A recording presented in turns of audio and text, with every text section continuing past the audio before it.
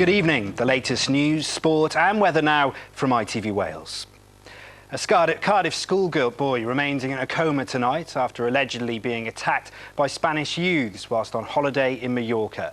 16-year-old Alex Hughes, who is a pupil at Rugby Comprehensive School, remains in intensive care at a hospital in Palma with his parents at his bedside. His condition's been described as critical, as Catherine Evan-Williams reports.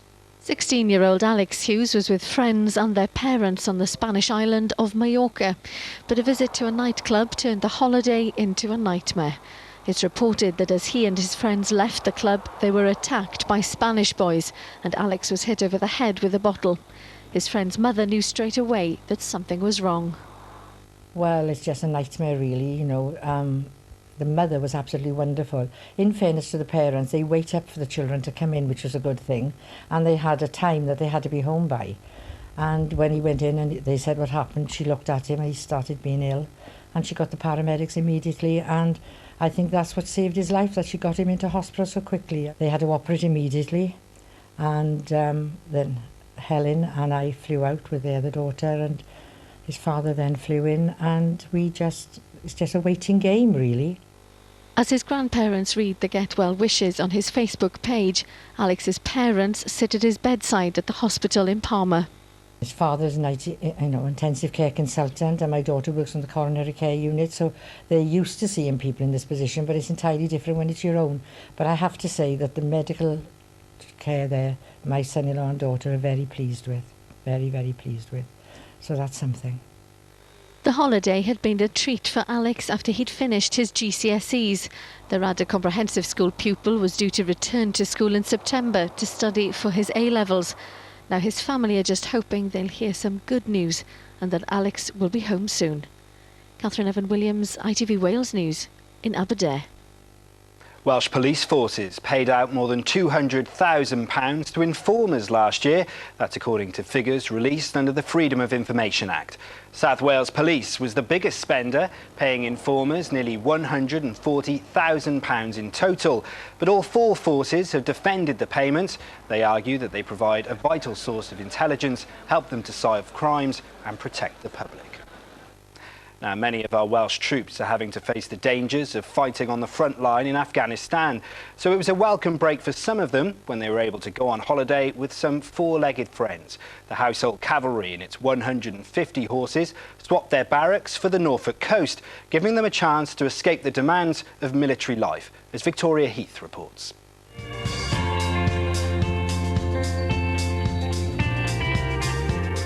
Charging along the vast expanse of the coastline, these soldiers and horses are having a well-deserved break.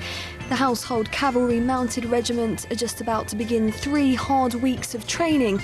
But before it all starts, both troops and horses are taking some time out with nature. So this is an opportunity for them to come and feel, the sun on their skin and get a bit of water on their hooves. They're like commuters, really. They spend all their time chained up to a wall in a stalls in London, so to get out and have a bit of the open country is lovely for them.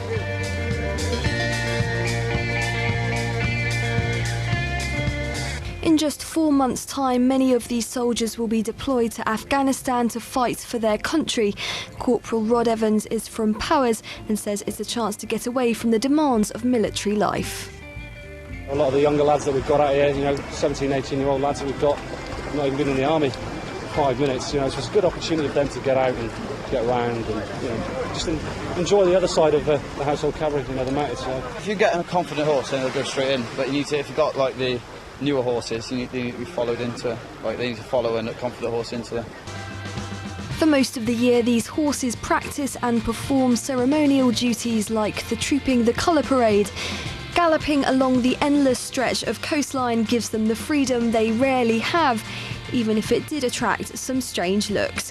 Victoria Heath, ITV Wales News. From transforming the lives of youngsters hooked on drink and drugs to encouraging people with disabilities to perform on stage. This is what 3 very special projects in Wales have used lottery funding for. And they've been so successful at making a difference that they've beaten off competition from hundreds of other worthy projects to make it through to the National Lottery Award finals. Justina Simpson has been looking at how they've improved their communities and found themselves in the running for these prestigious prizes.